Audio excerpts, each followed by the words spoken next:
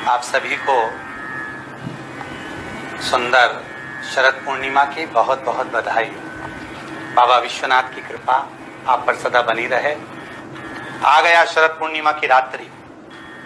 बड़े से बड़ी बीमारियां, बड़े से बड़े रोग, बड़े से बड़े बड़े कष्ट इस शरद पूर्णिमा की रात्रि को छूट जाते हैं। दमे की बीमारी, श्वास की बीमारी, अनिद्रा की बीमारी, रात्रि को जगना, ये सारी बीमारियां शरद पूर्णिमा की रात्रि को अगर व्यक्ति अपने जीवन को सुखमय बनाए, अपने जीवन को आनंदमय बनाए तो सब छूट सकते हैं।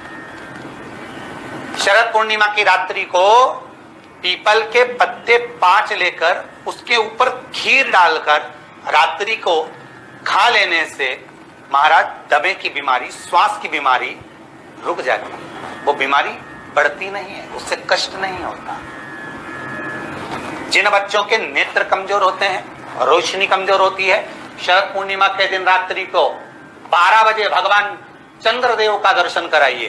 5 से 7 मिनट तक नयन मिलाए चंद्रदेव के साथ और बाद में एक पीपल के पत्ते पर खीर जो चंद्र के नीचे रखी हुई है उसी खीर को चटा दीजिए। फिर चंद्र का दर्शन कराओ, फिर खीर को चटा दीजिए। महाराज नयन की ज्योति बढ़ती है, नींद नहीं आती तो निंद्रा देवी प्रवेश करती है, निंद्रा अच्छी आती है, आनंदित होता है। महाराज जिस व्यक्ति के शरीर में गांठ पड़ जाती हो, शरीर काला पड़ जाता हो, चट्टे पड़ जाते हो या दांत खाज खुजली हो जाता हो, उसके लिए भी शरद पूर्णिमा की रात्रि को 12 बजे महाराज भगवान चंद्रदेव के लिए 21 दिए जलाए जाते हैं। उस 21 दिए की कालोच एक थाली में इकट्ठी करी जाती है। कालोच को इकट्ठी कर शरीर में गाय के घी के साथ में जहां जहां जगह पर चट्टे हैं, गांठ है, वहां लगाया जाता है। उसको 5 या 7 दिन लगाइए। उसके बाद में रोज प्रतिदिन लगाने के आधे घंटे बाद स्नान कर लीजिए, आराम लगना प्रारंभ हो जाता है। आज शरद पूर्णिमा की रात्रि से लेकर कार्तिक पूर्णिमा की रात्रि के बीच में जो दामोदर भगवान का, कृष्ण का, शिव का मंगल आनंद करेगा, अभिषेक करेगा, पूजन करेगा, स्मरण करेगा, उसके सारे दुख दरिद्र दूर हो जाएंगे। रात्रि को आप बड़े प्रेम से खीर बनाओ, चंद्रदेव की साक्षी में रखो, भोग लगाओ भगवान श्री हरि को। बन सके अगर लक्ष्मी की कमी है, लक्ष्मी नहीं आ रही है, व्यापार नहीं चल रहा है, तकलीफ बहुत ज्यादा है, घर में कष्ट है, कर्जा ज्यादा है, तो एक तांबे के कलश के ऊपर, तांबे के कलश में पानी भरना, कटोरी रखना, उस पे लक्ष्मी जी की मूर्ति रखना। लक्ष्मी जी की मूर्ति नहीं हो तो चांदी का सिक्का रखना। उसके सम्मुख में आप 31 दीपक 31 दीपक घी के लंबी बाती के जला देना।